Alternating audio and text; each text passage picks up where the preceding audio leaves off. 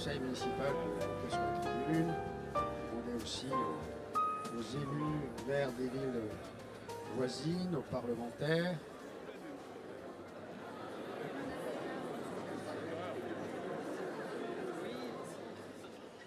Voilà, je voulais vous accueillir nombreux et vous remercier d'être venus à notre invitation pour ces traditionnels vœux, pour le partage des vœux, pour cet échange.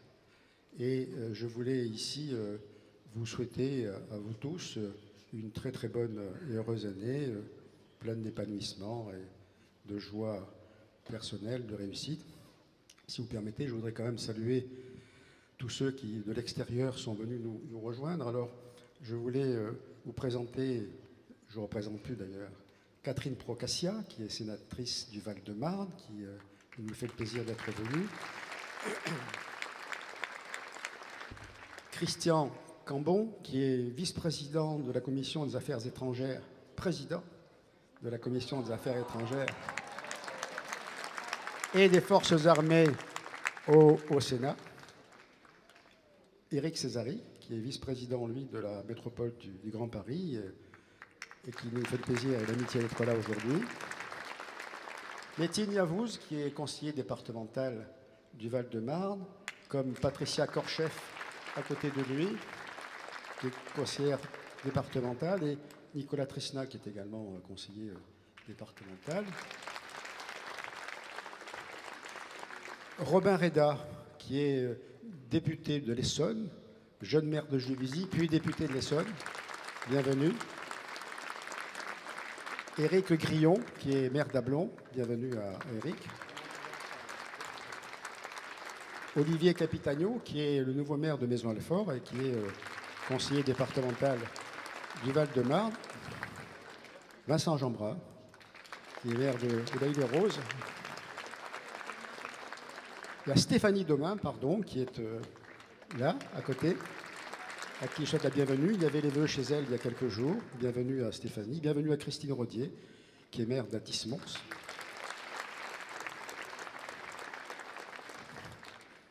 Et puis j'oublie quelqu'un. Marie-France Chassin, voilà, qui était cachée là. Et Raymond Charesson, bien sûr, le maire de Rungis. Tout le monde le connaît. Fernand Berson, qui est conseiller départemental du Val-de-Marne aussi. Voilà, bienvenue à tous. Et Catherine Primevert, qui est également conseillère régionale d'Île-de-France. Vous voyez, donc tous ces amis nous ont rejoints, c'est dire l'honneur qu'ils nous font et l'honneur que vous nous faites ici d'être présents, vous qui représentez dans la ville à la fois les associations, les partenaires, les chambres consulaires, les cultes. Je remercie ici les présidents d'associations culturelles, sportives, les représentants des parents d'élèves, les différents représentants, encore une fois, des chambres consulaires, chambres des métiers, chambres de commerce et d'industrie, le président du mine de Rungis, Stéphane Léani, que j'ai vu quelque part aussi, qui est près de nous, le voilà, qu'il soit le bienvenu, accompagné de Dominique Batani, qui est le directeur général aussi du marché de Rungis. Et puis vous tous, mesdames et messieurs, les partenaires de la ville qui avaient répondu à notre invitation. Merci à vous tous.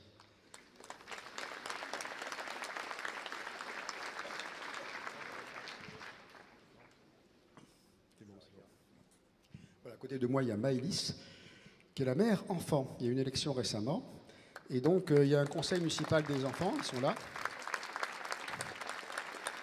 Et Maëlys est là, elle vous dira un petit mot tout à l'heure au nom du conseil municipal qu'elle représente et des projets qu'ils ont. Voilà, je voulais donc à la fois vous souhaiter une très bonne année et vous dire que nous souhaitons bien sûr des vœux pour notre pays, pour la France. Ce vieux et cher pays, comme disait le général de Gaulle, qui vient de loin dans l'histoire, qui vient des profondeurs de l'histoire, et qui aujourd'hui, dont nous sommes aujourd'hui à la fois les héritiers et les dépositaires. C'est une mission pour nous, une ambition, que de continuer à servir notre pays et à servir la grandeur de la France, telle qu'elle nous a été léguée. Au fond, comme le disait le général de Gaulle, tout recommence toujours, et à chaque génération, nous avons l'ambition de servir notre pays. C'est si vrai qu'aujourd'hui, cette exigence, d'autant plus forte que nous connaissons quelques turbulences dans le monde. Vous savez, le monde vit quelques difficultés, quelques crises, et donc la France, qui est un très vieux pays, qui a besoin d'énergie, est un pays dont il faut défendre à la fois l'identité, le parcours et l'avenir. En tous les cas, c'est ce que nous souhaitons. Parce que la France est aujourd'hui traversée par un certain nombre de lignes de fracture, par un certain nombre d'antagonismes qui minent la société, qui font que par ces tensions, quelquefois par ces violences que nous subissons, nous avons vocation à serrer les rangs. Je voudrais dire ici et saluer ici la policière qui a subi des violences, pas loin d'ici à Champigny, et saluer aussi ce pompier qui malheureusement est décédé à Choisy-le-Roi dans un incendie. C'est dire que les serviteurs de l'État, qu'ils soient policiers ou pompiers, sont toujours en première ligne et il convient de ne pas oublier. Tout ça, quelquefois, on a le sentiment que ça se banalise et le pire serait que nous en prenions l'habitude. En tous les cas, ce n'est pas pour nous quelque chose qui est banal. Et ce sont des personnels de l'État qu'il convient de défendre parce qu'ils portent haut et fort ce qu'est notre ambition commune. Je le disais, donc notre pays connaît aujourd'hui un certain nombre de tensions qui ont, au fond, réveillé les consciences des uns et des autres et qui ont permis aux Français de se resserrer. C'est Goethe, le philosophe allemand bien connu, qui disait que le peuple français est un peuple dont l'énergie est puissante, à la fois morale et aussi physique, et que grâce à cette énergie puissante, morale et physique, le peuple français pourrait soulever le monde s'il trouvait un point d'appui. S'il trouvait un point d'appui. C'est-à-dire que nous sommes souvent dans nos sociétés en difficulté, et il est vrai que notre pays, qui est le pays des Lumières, a quelquefois été en difficulté pour trouver à la fois sa vocation, sa tradition, sa cohésion. Et nous sommes aujourd'hui à ce point de rendez-vous où il est important que nous retrouvions cette cohésion. Le président de la République a, à l'occasion de ses vœux, souhaité que les Français retrouvent cette cohésion. Et je crois qu'au long de l'année 2018, un certain nombre de manifestations vont marquer justement cette idée qu'un siècle après, 1918, l'État voudrait symboliser ce qu'est la cohésion du pays. Et à ce titre, compte tenu du symbole que ça représente, j'ai écrit le 16 novembre dernier au président de la République pour lui demander que les cendres de Roger de Lille, qui sont actuellement aux Invalides, soient transférées au Panthéon.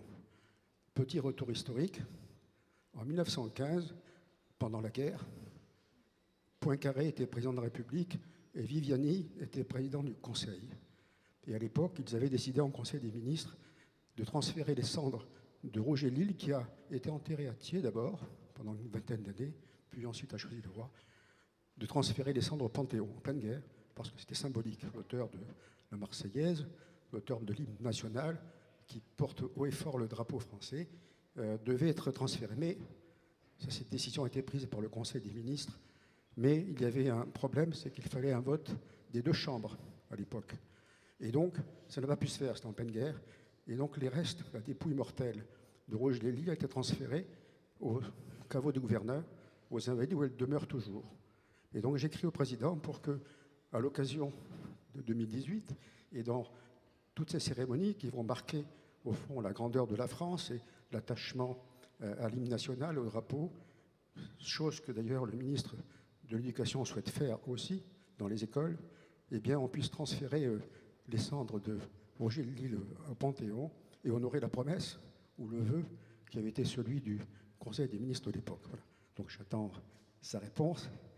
Son chef de cabinet m'a dit qu'il y avait là un symbole qui était important et donc nous verrons bien si l'année prochaine le président de la République acceptera de transférer les cendres de Roger de Lille au Panthéon. C'est un problème de cohésion du pays, vous le savez, symboliquement, mais la cohésion aussi, c'est dans notre pays la bonne articulation des territoires, la cohésion entre les différentes échelles de ce que sont l'organisation des pouvoirs publics.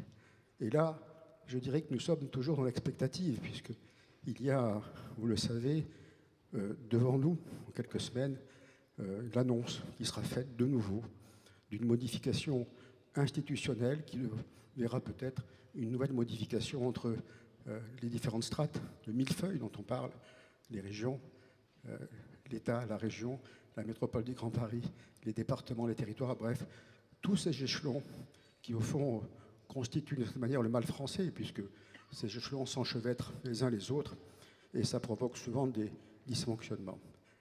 Nous attendons cette modification, et il faut que cette modification se fasse, bien entendu, sans méconnaître l'intérêt des collectivités, de la proximité. Il ne faut pas que, c'est un vœu que je partage, il ne faut pas que cette énième réforme se fasse d'une manière technocratique en méconnaissant ce qu'est, au fond, la relation de proximité qu'ont les personnes qui travaillent dans les communes avec les administrés. Nous avons aussi, dans cette perspective, une cohésion qui doit être aussi prise en compte s'agissant des finances des collectivités. Nous savons, nous les maires, les difficultés que nous rencontrons aujourd'hui pour gérer les collectivités dans ce brouillard qui est celui de l'attente aussi des réformes. On nous a déjà réformé la taxe professionnelle, qui est devenue une dotation, c'est-à-dire que la taxe professionnelle, qui était un impôt dynamique, quand des maires souhaitaient l'installation d'entreprises, ils créaient à la fois de l'emploi et aussi des ressources pour les villes. Aujourd'hui, la taxe d'habitation est figée à celle qu'elle était en 2015. Elle ne bouge plus. C'est donc un impôt qui n'est pas évolutif. Et on nous dit qu'il faut aussi supprimer la taxe d'habitation. Alors là, ça doit réjouir évidemment tous ceux qui la payent, mais il faut savoir que la taxe d'habitation sert à payer les écoles, les services, les routes, les crèches, bref, tout ce dont on vit dans une collectivité. Et donc, cette fiscalité-là, qui sera supprimée dans les 3 ans, devrait être remplacée par une dotation aussi. Et on sait ce que deviennent les dotations, toujours.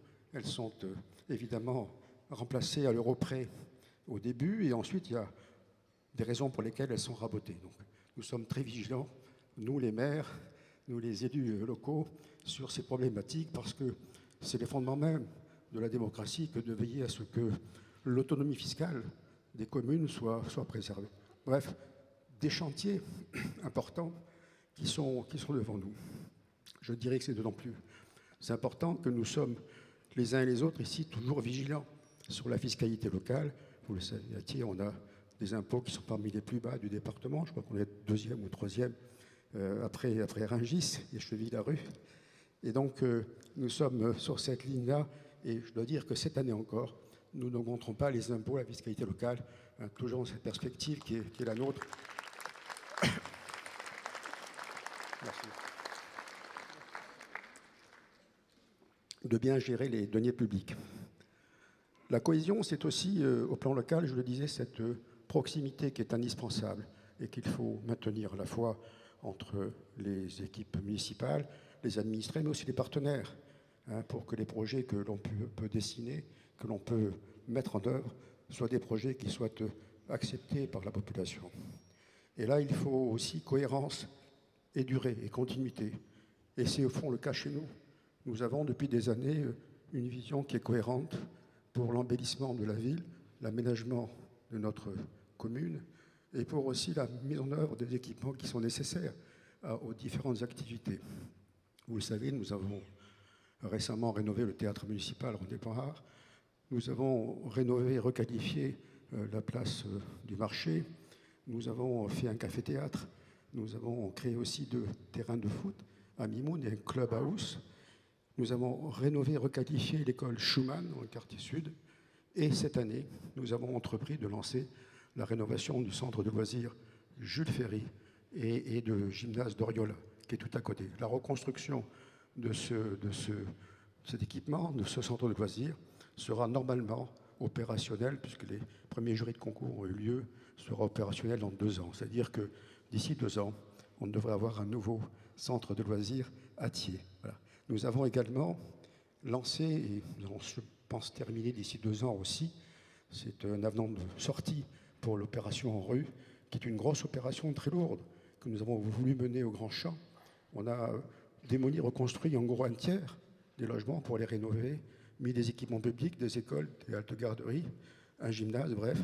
On va terminer cette opération avec tous les réseaux viaires qui s'imposent, les trottoirs, l'éclairage, bref, et la vidéoprotection qui sera aussi indiquée et mise en place au Grand Champ comme dans le reste de la ville, puisque grâce à la vidéo, vous le savez, la délinquance a baissé de 40% à Thiers en quelques années. C'est dire qu'il y a là, et la police le constate tous les jours, un bénéfice important qui est fait. Et dès qu'il y a un incident, les agents de vidéo préviennent la police ou la BAC qui interviennent quasiment en flagrant délit. Donc comme les choses se savent, ça sert aussi aujourd'hui de prévention. Hein, quand on sait qu'on peut être filmé, on est rendu prudent. Nous avons aussi un gros projet avec la métropole du Grand Paris, et je parle sous le contrôle d'Éric Césari.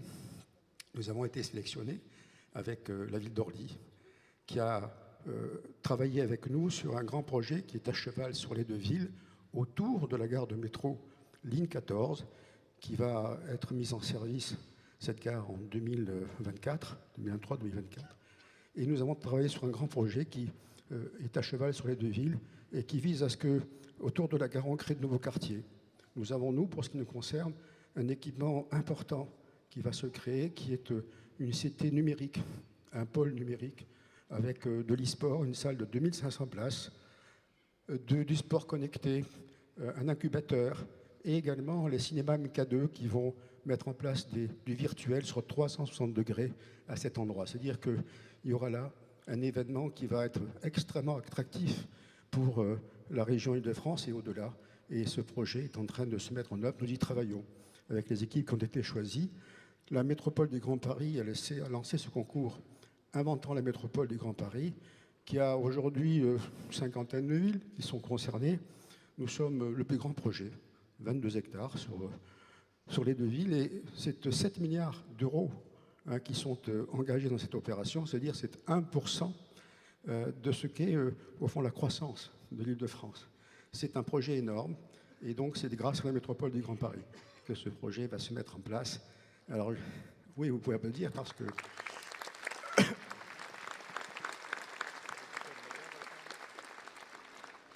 c'est un levier puissant qui va se mettre en place et qui va permettre de transformer, au fond, Paris et la petite couronne, la zone dense, comme on dit, quelles que soient par ailleurs les modifications institutionnelles qui interviendront. C'est un projet extrêmement puissant auquel nous travaillons.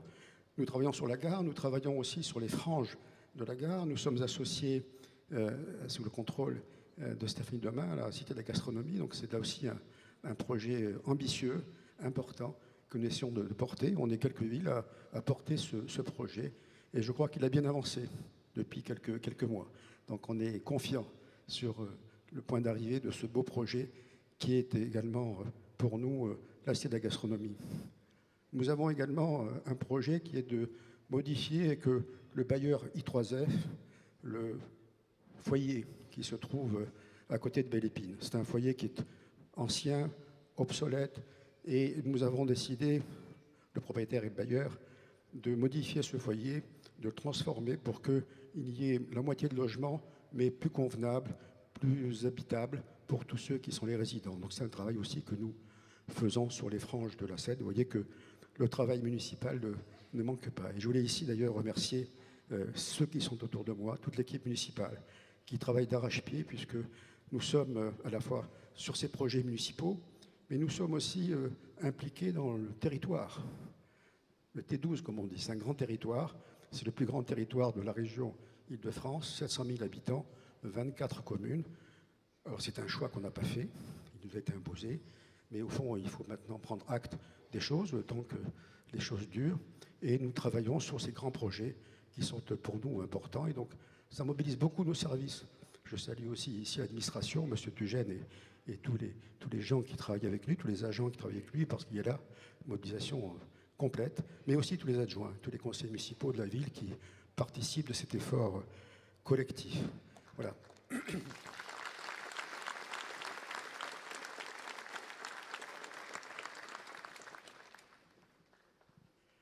Et puis, nous avons le quotidien. Alors le quotidien, c'est évidemment le travail de tous les jours qui est fait au sein de nos services. Nous avons heureusement de bonnes équipes au sein de la ville de Thiers. Nous sommes aussi aujourd'hui, vous le savez, dans un contexte un peu particulier. Tout à l'heure, je disais que la France connaissait quelques fractures, quelques tensions, mais nous avons aussi, malheureusement, je le dirais, à la fois une ambiance de politiquement correct qui se met en place dans notre pays, une ambiance qui vise à créer la police de la pensée, au fond qui réduit la liberté de chacun. Or, la liberté n'est pas négociable. Hein, la liberté est absolue, sinon elle n'est rien, disait Jules Ferry. Donc moi, je pense qu'il faut peut-être revenir à ce qu'étaient ces marges de manœuvre où, intellectuellement, chacun pouvait garder sa liberté de penser sans qu'elle soit aujourd'hui dictée par un certain nombre de médias et un certain nombre de maîtres à penser, hein, qui visent à conduire à ce que cette police de la pensée nous étouffe, au fond.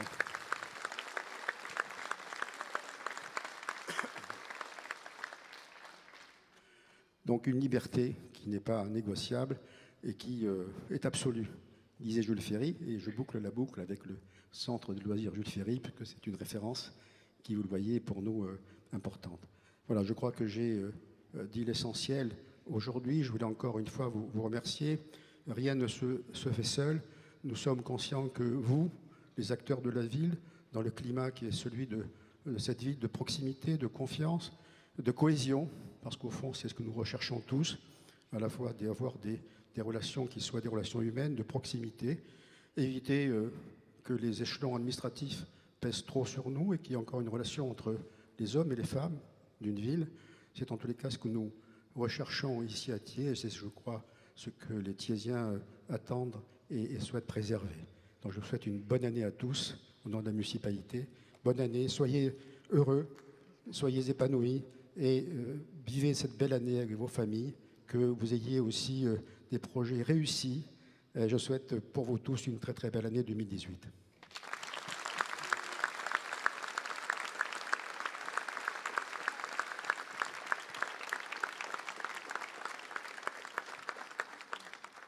Je vais donner la parole à Maëlys. Bonsoir à tous. Je m'appelle Maëlys, je suis le maire des enfants de la ville de Thiers. Avec les autres conseillers municipaux des enfants, nous nous réunissons 2 fois par mois pour élaborer des projets par commission. Le conseil municipal des enfants vous souhaite une merveilleuse année 2018. Nous vous souhaitons une excellente soirée. Merci. Alors, ils sont là, on peut les applaudir aussi, parce qu'ils travaillent sous l'autorité de José Durand de Lebel régulièrement, et ils avancent. Merci à vous, et on va se tourner vers les buffets pour boire le verre de l'amitié.